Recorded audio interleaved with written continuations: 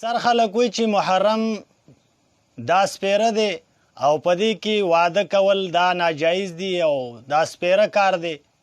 نو دا خبره بالکل غلطه ده. شریعت محمدي کې یو میاشت هم داسې نشته دی چې په هغې کې په واده باندې پابندي ده او نه په شریعت محمدي کې په 12 میاشتو کې یو میاشت سپیره ده. ټولې میاشتې او خاص کر دا میاشت دې ته شهر الله ویلی شوي، دې ته محرم الحرام ویلی شوي، دې ته عزتمند میاشت ویلی شوې ده.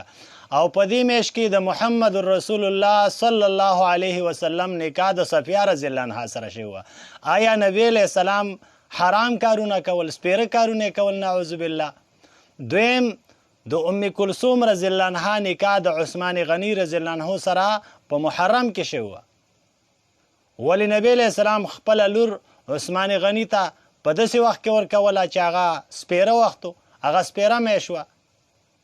دارنګې د محمد عربي صلی الله علیه وسلم بله لور محبوبه لور فاطمه رضی الله عنها د هغې نکاح د علي رضی الله عنه سره په محرم کې شوې ده.